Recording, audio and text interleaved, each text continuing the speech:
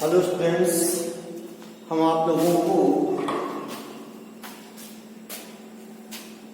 Second semester में लघुत्तम पढ़ा रहे थे और लघुत्तम की प्रक्रिया को आगे बढ़ाते हुए लघुत्तम क्या होता है, लघुत्तम कैसे ज्ञान करते हैं, लघुत्तम की कितनी विधियां होती हैं, आदि आदि प्रमुख विधियों पर अर्थात संकल्पनाओं पर चर्चा हुई थी। आज हम आप लोगों को जो दो विधियां हमने आपको बताया था उसी को थोड़ा सा और परिष्कृत करने के लिए कुछ सवाल बताने जा रहे हैं। जैसे अभाज्य गुणनखंड विधि से ये 3 सवाल लगाना है और भाग विधि से 2 सवाल लगाना है। तो अभाज्य गुणनखंड विधि से लघुत्तम समापवर्त ज्ञात करना आप सीख जाए, भाग विधि से ज्ञात करना सीख जाए। इसके बाद उनकी कुछ स्पेशल शर्तें होती हैं। कहते हैं इन संख्याओं का लघुत्तम लेने पर प्रत्येक दशा में एक शेष बचता है, वो संख्या ज्ञात कीजिए। ऐसे सवाल भी आपको बताए जाएंगे। तो सबसे पहले हम आते हैं अपने प्रश्नों पर अभाज्य गुणनखंड विधि से लघुत्तम समापवर्त ज्ञात करना। तो देखिए, जैसा कि सवाल नंबर 1 है कि 16 के अभाज्य गुणनखंड क्या होंगे, 2 गुणा 2 गुणा 2 गुणा 2, ये हो गया 16। और 32 के अभाज्य गुणनखंड क्या होंगे, 2 गुणा 2 गुणा 2 गुणा 2 गुणा 2, 16 दूनी 32। फिर 64 के अभाज्य गुणनखंड क्या होंगे, 2 गुणा 2 गुणा 2 गुणा 2 गुणा 2 गुणा 2, 2 दूनी 4 दूनी 8 दूनी 16 दूनी 32 गुणा 64।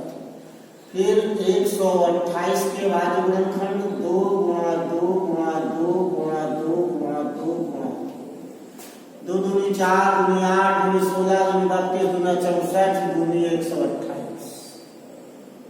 तो अगर ऐसी संख्या मिलती थी, आप देखिए 2 की घात 7 और ये देखिए 2 की घात 6, ये देखिए 2 की घात 5 और ये है 2 की घात 4।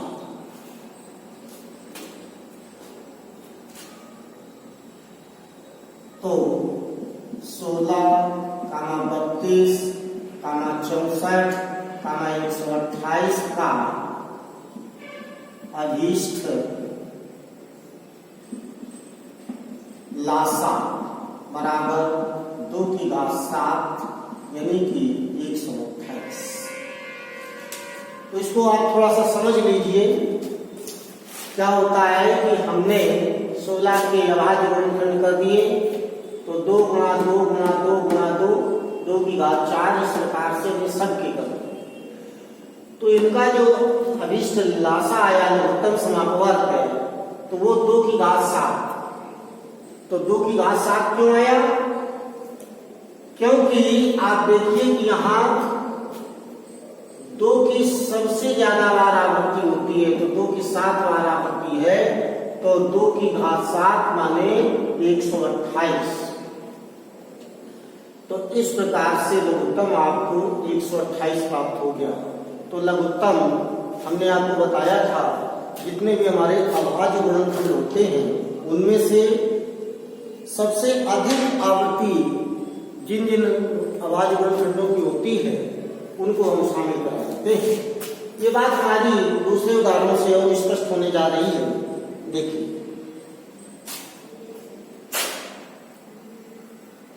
सवाल नंबर 2, 80 96 120।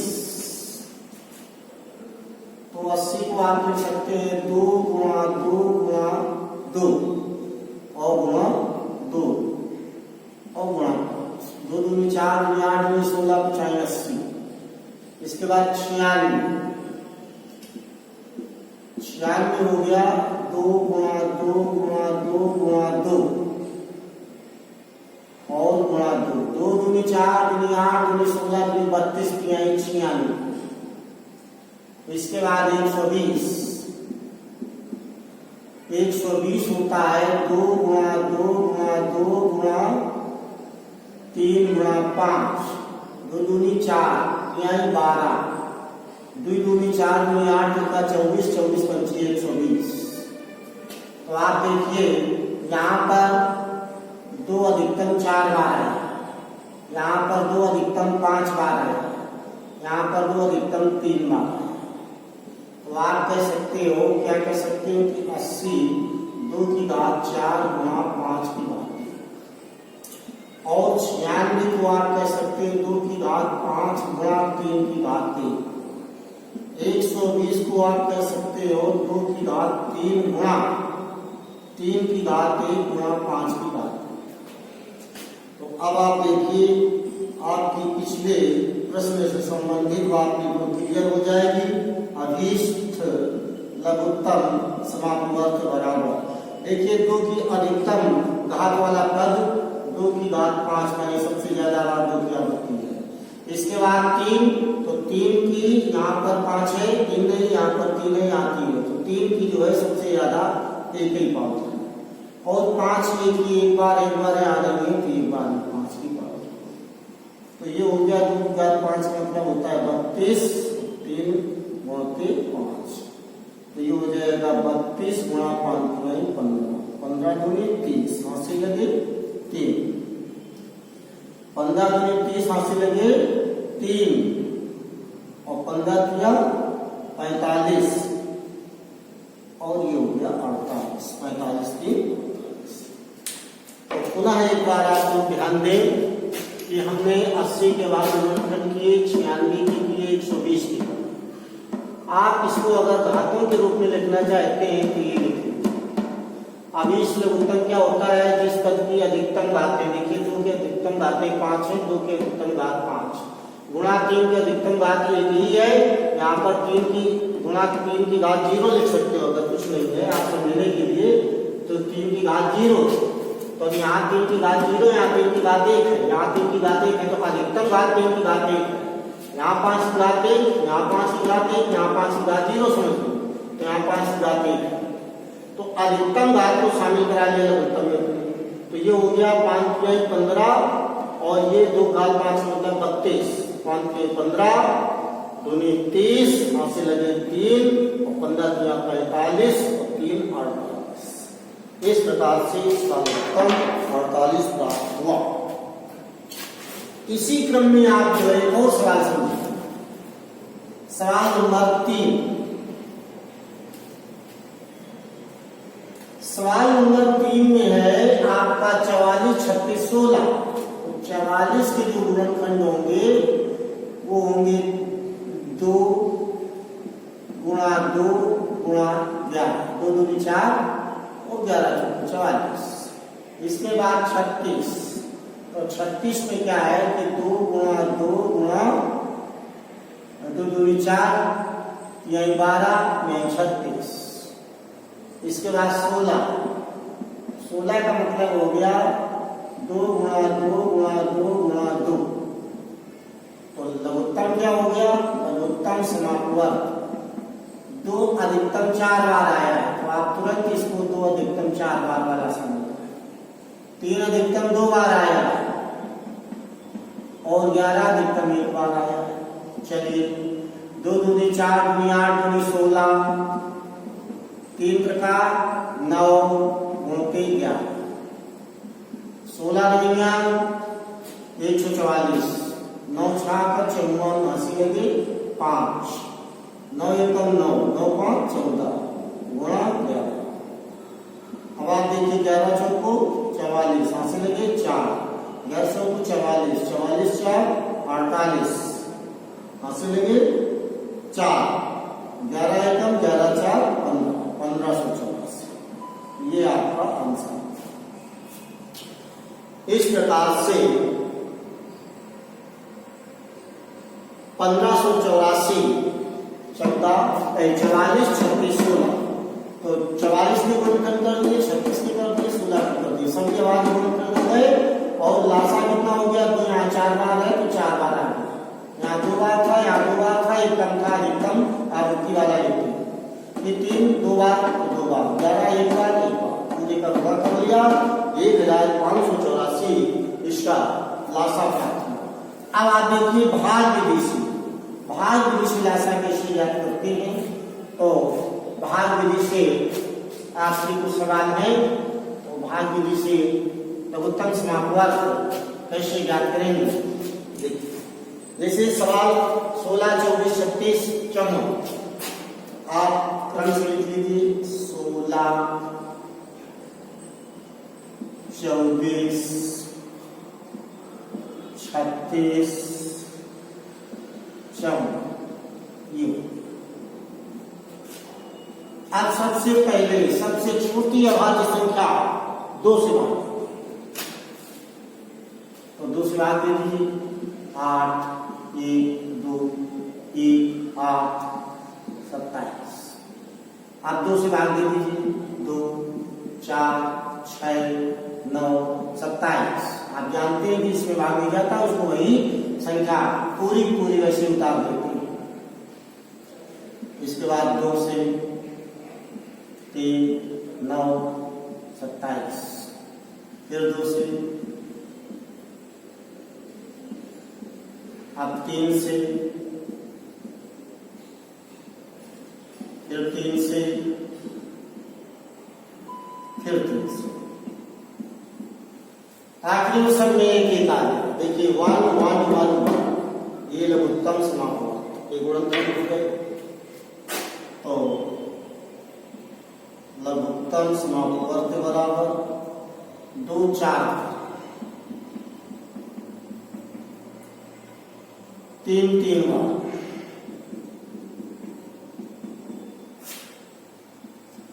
2, 2, 4, 2, 8, 2, 16, 3 का 9 का 27, 16 7 112, हासिल लगी 11, 16 दूनी 32, 32 43। तो इस प्रकार से ये आपको प्राप्त हुआ 432। तो आपने देखा कि 16, 24, 36, 54 इस तरीके से लिख लिया जाता है। सबसे पहले सबसे छोटी अभाज्य संख्या से भाग देते हैं, जब तक संख्याएं कटती रहती हैं भाग देते रहते हैं, और इसके पश्चात जब संख्या घटना बंद हो जाती है तब इससे बड़ी वाली अभाज्य संख्या 3 से भाग देना शुरू करते हैं, और तब तक देते हैं जब तक संख्याएं कटती रहती हैं। अगर इसके बाद भी जरूरत पड़ी तो हम 4, 5, 6 अन्य संख्याओं से भी भाग दे सकते हैं। तो जैसे हमें आवश्यकता हो। अब आप देखिए लघुत्तम समापवर्ग आपको प्राप्त हो गया। 2, 3, 4, 3, 8, 3, 16, 3 का 9 का 27, तो 16 7 112, हासिल लगे 11, 16 दूनी 32, 11 43। इस प्रकार से 432 इसका लघुत्तम प्राप्त हुआ। और सवाल अब एक सवाल और बचा है, ये भी देख लीजिए कि कैसे लगाएंगे। बहुत ही आसान। 15, 18, 21, 24, 15, 18, 21, 24 ये। अब सबसे पहले 2 से तो ये हो गया 15, 18, 21, 21 और 12। अब इसके बाद में फिर 2 से भी कट रहा है। 15, 9, 21, 6। अब ये 2 से कट रहा है। 15, 9, 21, 3। अब 3 से देखिए 3 25 15, 3 का 9, 3 7 21, 3 एकम 3। अब देखिए अभी 3 से हो जाएगा 5, 1, 7, 1। अब इसके बाद 5 से,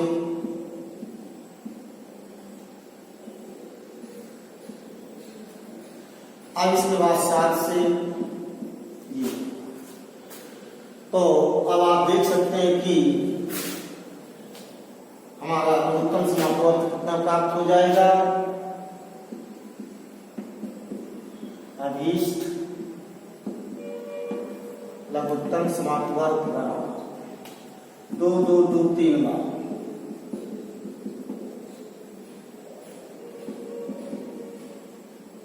3, गुणा 3 गुणा 5 गुणा 7। तो ये हो गया 2 दूनी 4 दूनी 8, 3 त्रिका 9, 5 सते 35। अब ये हो गया 9 8 72, 29 35, 5 दूनी 10, 5 सते 35 और 1 36, 3 दूनी 6 और 3 सते 21, 0 2, 6 6 12, 3 4 5 और 2।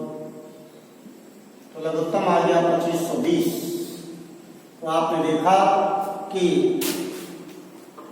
सबसे पहले हमने 2 से भाग देते हैं, फिर इसके बाद कितना कटता है, इसके बाद फिर 3 से, फिर इसके बाद देखिए 5 से, फिर 7 से गुणनफल कर लिया 2 दूनी 4 दूनी 8, फिर 3 त्रिका 9, 5 सते 35, 9 8 72, 35, 5 दूनी 10, 8 से 1, 5 सते 35 1 36, 3 दूनी 6, 3 सते 21, 0 6 6 12, 8 से 1, 3 1 4 5। इस प्रकार से जो हमें लघुत्तम समापवर्त प्राप्त हुआ वो प्राप्त हुआ 2520। तो हमारा जो है उत्तर है, उत्तर लासा बराबर 2520। इस प्रकार से सवाल पूरा हुआ।